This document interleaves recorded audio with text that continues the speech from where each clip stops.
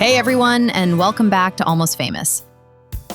I've had the privilege of digging into the real stories, the forgotten lives, the pioneers whose monumental contributions were somehow, for reasons often rooted in bias or societal discomfort, pushed to the margins of history. Today, we're shining a much-needed light on a man whose relentless fight for the simple truth of his own existence reshaped our understanding of gender and sexuality, leaving an indelible mark on the LGBTQ+ movement. Lou Graydon-Sullivan. Born in 1951, Lou Sullivan was a writer, activist, and historian whose life, though tragically cut short by his battle with HIV, was a testament to courage and community. His story isn't just about personal triumph. It's a critical chapter in the broader narrative of transgender rights and healthcare, one that far too many people still don't know. Let's get into it. To truly grasp Lou's impact, we first have to understand the brick wall he was up against. When you look back at how society, and especially the medical establishment, dealt with gender identity, it's a story riddled with misunderstanding, gatekeeping, and outright harm. In the late 19th and early 20th centuries, sexology, the supposed scientific study of human sexuality, really started taking hold in the United States, pulling ideas straight from Europe. Figures like Richard von Krafft-Ebing and Havelock Ellis defined attraction to people of the same gender as pathological or degenerative. For women, same-sex desire was often linked to inversion, a perceived predisposition towards masculinity or cross-dressing. Can you imagine? Your very identity, your desires, being labeled as a sickness right out of the gate and influencing medical protocols for decades to come. Yet, even in that stifling climate, people were living lives that defied these narrow definitions. History shows us individuals like Harry Gorman, Frank Dubois, and Ralph Carwinio, documented in newspapers between the 1870s and 1930s. These were people assigned female at birth, who lived as men, often quite openly, becoming respected members of their communities. They weren't always urban rebels. Sometimes, they just sought to live ordinary, conventional lives as men, even in small towns. Their stories reveal a past that was far queerer than historians traditionally let on, a constant challenge to rigid gender norms. But when it came to medical transition in the mid-20th century, particularly in the US, the road was fraught. The first clinic for gender-affirming surgery in the US was publicly announced at Johns Hopkins Hospital in the fall of 1966. But then, in a move that still echoes today, Johns Hopkins banned these surgeries and closed the clinic in 1979, citing a controversial study that claimed no substantial psychosocial benefits. This decision, whether driven by bias or flawed science, led to the formation of the Harry Benjamin International Gender Dysphoria Association, now known as the World Professional Association for Transgender Health, or WPATH, which developed its own standards of care. These standards, while offering some guidelines, still enshrined the idea that to be truly trans, you had to conform to a stereotypical heterosexual identity.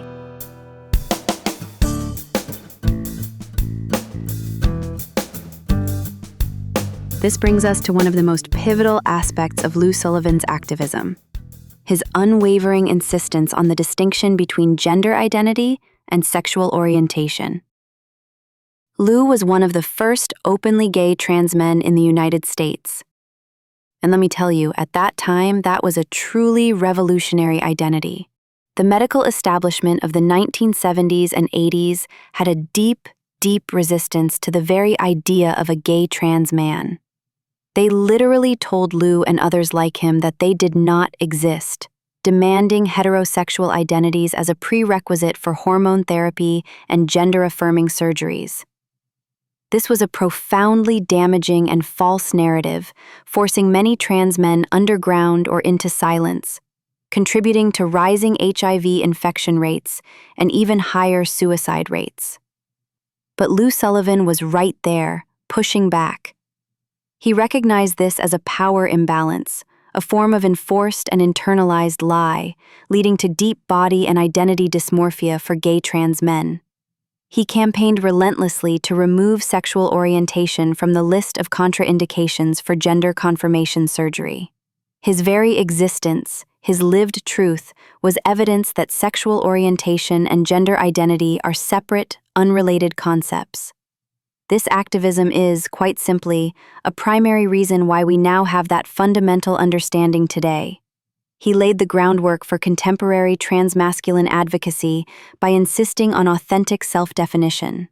It just goes to show you, sometimes, just being yourself, publicly and defiantly, is the greatest act of activism.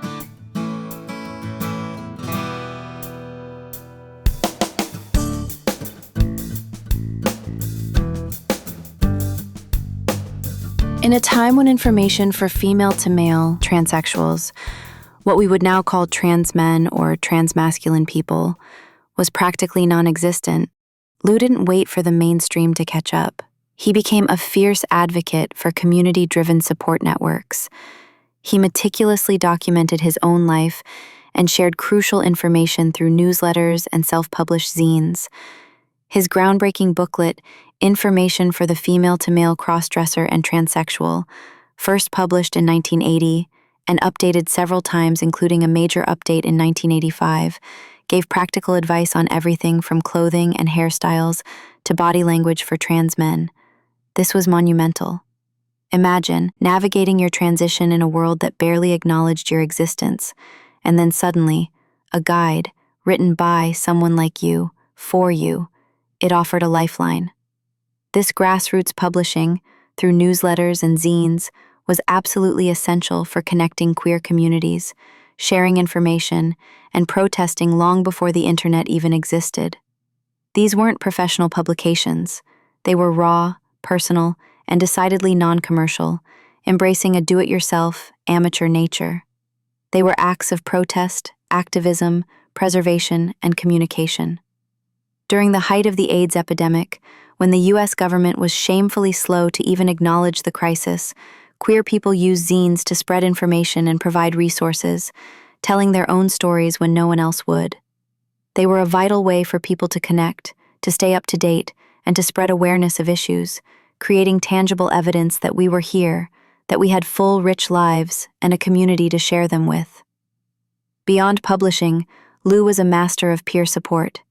In 1986, he organized FTM International, one of the first organizations specifically for trans men and transmasculine individuals, providing crucial peer support, counseling, endocrinological services, and reconstructive surgery information outside of those rigid gender dysphoria clinics.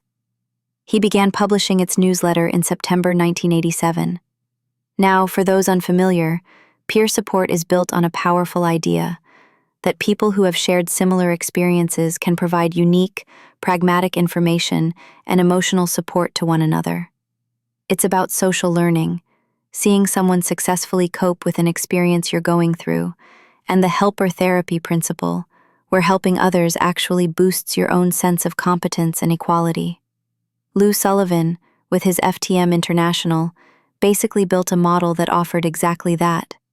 A place where trans men could connect, feel seen, and gain crucial knowledge from others who understood their lived realities. This approach remains a key concept in mental health recovery and is increasingly offered through digital health today. It's a powerful way to foster resilience and mutual support when systems fail you.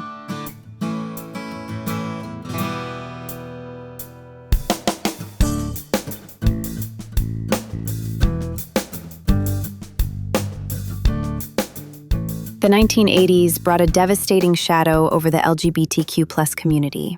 When HIV became visible in 1981, transgender people, particularly transgender people of color engaged in survival sex work, were among the hardest hit. It was a time of profound trauma, as thousands died each year and city, state, and national governments did little to address the crisis, often fueled by homophobia and stigmatization. Lou Sullivan was diagnosed with HIV in December of 1986, and tragically, he died from AIDS-related complications in 1991 at the age of 39. Even with this diagnosis, he continued his fight, educating medical professionals on how to support trans AIDS patients. His defiant statement from his journal just breaks your heart, but it also lights a fire. "You told me I couldn't live as a gay man, but now I am going to die like one." This quote encapsulates not just his personal struggle, but the larger battle for recognition and dignity. The AIDS crisis, for all its horror, actually provoked a profound reorientation in LGBTQ+ identity politics, one that would directly impact how Lou's legacy would be remembered and continued. The epidemic demanded alliances between different social groups: gay men, hemophiliacs, injection drug users, and trans people like Lou who were fighting for recognition even as they faced this new threat. Lou himself became part of this broader coalition, using his remaining years to educate medical professionals on supporting trans AIDS patients, ensuring that even in death, he was building bridges between communities. An effective response meant addressing systemic social problems like poverty and racism that transcended narrow identity politics. In this crucible, Lou's vision of authentic self-definition and community support became essential survival strategies, leading to large-scale fundraising, safe sex promotion, clean needle exchanges, and the creation of vital organizations like the San Francisco AIDS Foundation and the SF LGBT Center. These institutions embodied the very peer support networks that Lou had pioneered through FTM International, proof that his model of community care had become a blueprint for crisis response.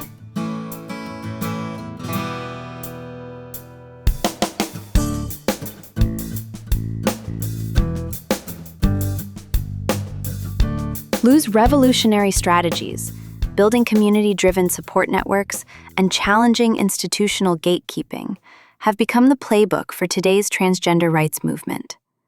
When we see modern advocacy organizations fighting for healthcare access, we're witnessing the direct continuation of Lou's campaign to remove barriers between trans people and medical care.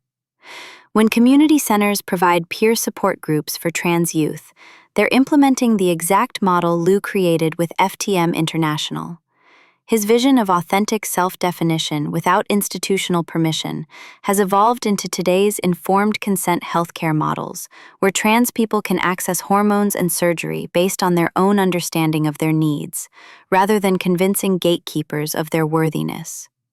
These centers and organizations don't just embody Lou's principles, they've scaled his grassroots zine network into digital communities, expanded his one-on-one peer support into comprehensive programs, and transformed his lonely fight for recognition into a global movement demanding not just survival, but full equality and joy.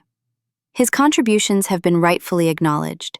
He was inducted into the National LGBTQ Wall of Honor at the Stonewall National Monument and honored on San Francisco's Rainbow Honor Walk. But his legacy isn't just about plaques and honors, it's living and breathing. Today, trans men and transmasculine people continue to face struggles for visibility and respect, despite their numbers being similar to trans women. We're seeing a disturbing uptick in anti-LGBTQ+ legislation and rhetoric across the country, creating a hostile political climate that directly impacts access to healthcare, housing, and employment for trans people, especially trans youth. As one focus group participant noted, access to gender-affirming medical care saves lives. It saves the lives of trans youth. Lou's work, which championed community-driven support networks and challenged institutional barriers, remains incredibly relevant. His story reminds us of the critical role of organizations like LGBTQ+ community centers, which serve as vital anchors, providing essential health, mental health, and anti-violence services, including the very peer support models that Lou himself pioneered. These centers, like the communities they serve, embody the resilience and mutual support that Lou fought so hard to foster. His life also provides inspiration for modern artists. Take Jules Roskam's documentary Desire Lines, which uses Lou's real-life story as a fictionalized storyline to radically reframe transmasculine sexuality and history. Roskam, a trans artist himself, intentionally uses complex and non-normative structures in his filmmaking to reflect queer and trans experiences, directly challenging traditional narratives that he believes are oppressive and controlling. This kind of work prioritizes trans pleasure, connection, and joy above simply educating cisgender people about humanity. It shows that the fight isn't just about survival, but about thriving, celebrating, and dreaming new ways of being into reality. Lou Sullivan's life was a powerful testament to intersectionality, how overlapping systems of oppression like racism, sexism, and transphobia impact individuals who exist at multiple marginalized intersections. He was a man ahead of his time, and his enduring legacy is a powerful call to continue fighting for genuine recognition, support, and equity for all trans people. Because as he showed us, the ability to define yourself authentically is, in itself, a revolution. And that's the story of Lou Sullivan, another hero from history who was almost famous. That brings us to the end of another journey into the untold chapters of history. We hope this episode has sparked your intellectual curiosity. Our mission here at Almost Famous is to shed light on those lost heroes and forgotten legends whose immense contributions were, for too long, lost to time. If you're as fascinated by these stories as we are, please subscribe to the Almost Famous Lost Heroes and Forgotten Legends podcast, wherever you're listening. Your subscription helps us unearth more of these crucial narratives and ensures they get the recognition they deserve. We want to hear from you. What almost famous figure do you think deserves more recognition? Leave a comment, a review, or join the conversation and suggest future topics on our main YouTube channel, Almost Famous Lost Heroes and Forgotten Legends, helping us continue this vital work. Join us next time as we delve into another forgotten tale of unknown scientists, lost explorers, overlooked artists, or inventors on Almost Famous. Because remarkable people exist in every era. Sometimes they just need someone to tell their story properly. Until then, keep exploring.